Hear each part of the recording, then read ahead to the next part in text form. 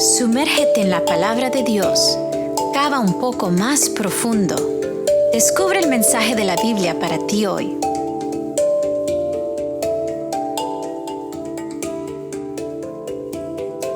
Queridos amigos, en esta ocasión estoy contento de poder compartir con ustedes una vez más de la palabra de Dios. En el tema de hoy tenemos algo importante acerca de la Biblia y el cristianismo y la conexión con Isaac Newton y las 3 leyes de movimiento. Antes de abrir la palabra de Dios, hagamos una oración. Bendito Padre Celestial, te agradecemos en esta mañana porque nos permites compartir una vez más de tu palabra. Permite, Señor, de que esta sea una experiencia importante en nosotros, el poder entender más de lo que tú has dejado escrito y que también las evidencias que nos vemos en la ciencia nos ayuden a comprender una vez más de que tú, Señor, tu palabra es fiel y verdadera. Pedimos todo esto en los méritos de Jesús. Amén. Isaac Newton, uno de los científicos más importantes de la historia, también era un estudiante serio de la Biblia. Pero también se recuerda a Isaac Newton por haber fundado esas 3 leyes del movimiento. Estas 3 leyes son las siguientes. La primera es la inercia, es decir, un objeto en reposo y un objeto en movimiento permanecen en movimiento con la misma velocidad y en la misma dirección a menos que sea actuado por una fuerza desequilibrada. También tenemos el movimiento de la aceleración. Este movimiento es el siguiente. La aceleración de un objeto depende de 2 variables, la fuerza neta que actúa sobre el objeto y la masa del objeto.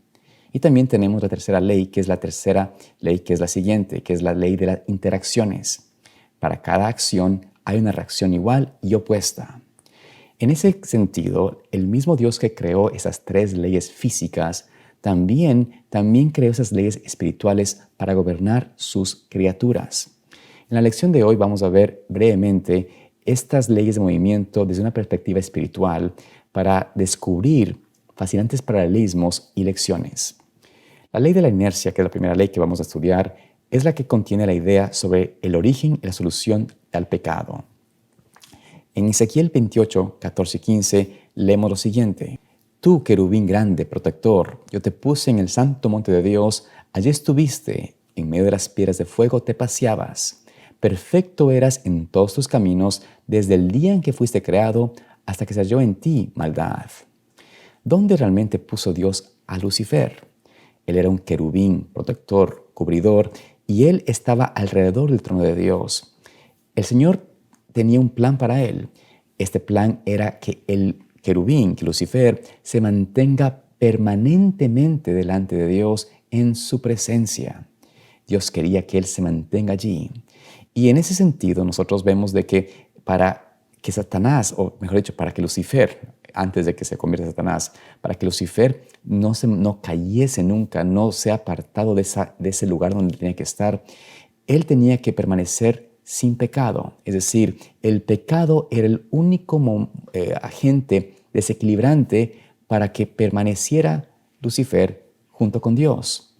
Pero tristemente, Lucifer abrió su corazón al pecado, que fue ese agente desequilibrante que quitó de la presencia de Dios a Lucifer y desembocó en todo este desarrollo del conflicto entre el bien y el mal. También tenemos nosotros el siguiente aspecto que tenemos que compartir. Es el siguiente, el que se encuentra en el libro de Romanos, 23, donde nos dice lo siguiente. Porque la paga del pecado es muerte, mas la dádiva de Dios es vida eterna en Cristo Jesús, Señor nuestro.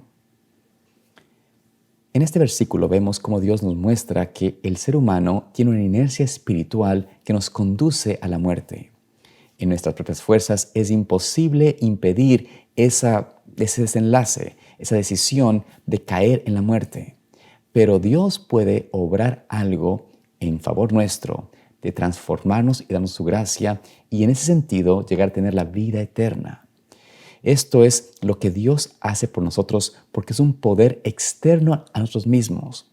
El poder que desequilibra esta inercia espiritual es el poder del Espíritu Santo que obra en favor nuestro y que nos ayuda a vivir vidas victoriosas. También tenemos el siguiente punto acerca de la aceleración. Vamos a ver un poco de lo que podemos encontrar sobre este tema. Vamos a leer en Isaías 51:12, donde nos dice, Yo soy vuestro consolador. ¿Quién eres tú para que tengas temor del hombre, que es mortal, y del Hijo del hombre, que es como heno? Vemos en este versículo que el Señor compara al hombre con el heno, con la hierba. ¿Tiene la hierba o el heno masa? Claro que no. Esto es una evidencia de que en realidad carecemos nosotros del poder de Dios espiritualmente para poder tener eso en nuestras vidas.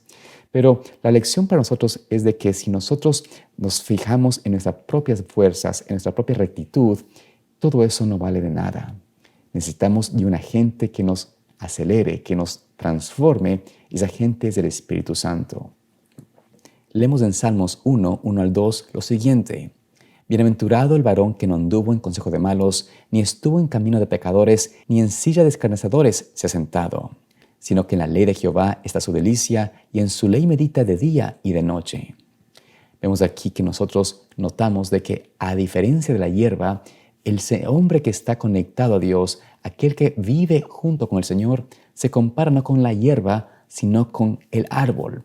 Y un árbol tiene masa, es grande, es poderoso, es fuerte. Vemos aquí que entonces hay un contraste categórico entre el hombre que está separado de Dios, que vive por su propia justicia, que no tiene ninguna masa, ninguna forma de tener movimiento, aceleramiento en su vida. Pero aquel que se aferra a Dios, que camina y se encuentra con Él, este se convierte en un árbol, en un poder no de sí mismo, pero de Cristo, obrando en su bien, obrando en su vida, que le dará mucho fruto, que dará mucha victoria. Esta diferencia nos muestra que es importante para nosotros comprender cuán importante es aferrarnos de Dios y encontrarnos con el poder que nos puede ejercer y forzarnos a acelerar nuestras vidas hacia ese objetivo de tener un carácter como Cristo. Finalmente veamos este punto de las interacciones. En Filipenses 2, 5 al 8 leemos lo siguiente: Haya pues en vosotros este sentir que hubo también en Cristo Jesús, el cual, siendo en forma de Dios, no estimó el ser igual a Dios como cosa de que aferrarse, sino que se despojó de sí mismo, tomando forma de siervo, hecho semejante a los hombres, y estando en la condición de hombre, se humilló a sí mismo, haciéndose obediente hasta la muerte y muerte de cruz. Vemos aquí que el carácter de Cristo, la vida de Cristo, fue una vida que fue conectada a Dios. Él se humilló a sí mismo, Él dependió de su Padre, Él se hizo hombre como nosotros para poder mostrarnos que podemos también, por el poder de Cristo, el sometimiento a su ley, podemos también cambiar, ser transformados a una experiencia diferente. Es decir, el pensamiento, la mente que hubo en Cristo también puede estar en nosotros. Esta interacción que debe existir entre el hombre y Dios es algo posible, y el apóstol dice: haya pues en vosotros ese mismo pensamiento, esa misma interacción que hubo también en Cristo Jesús. ¿Y cuál fue esta interacción? De humillarse a sí mismo, de buscar suplir o conectarse con el Padre para poder vivir de acuerdo a lo que Él indicaba. Este sometimiento de la voluntad es la misma experiencia que nosotros también tenemos que tener. Y Cristo nos muestra de que Él se sometió a tal punto que esa voluntad propia que la dejó en manos del Padre los llevó a morir en la cruz. Pero todo esto les llevó a Él a tener la victoria, a obtener la redención por el cual Él pagó el precio de su propia vida. Y es así también como nosotros hoy podemos tener esta misma interacción con el Señor. Podemos aprender a someternos a Él, pero la diferencia está de que Él ya no quiere que nosotros muramos en la cruz. Él no quiere que tú y yo tengamos que pagar el precio del pecado. La diferencia es que Dios quiere que tengas tú una vida victoriosa como la que tuvo Cristo. Una vida que te lleve a tener el amor hacia otro, al prójimo, como tuvo Cristo, y el amor a Dios como tuvo Cristo. Todo eso es posible si tenemos la mente de Cristo.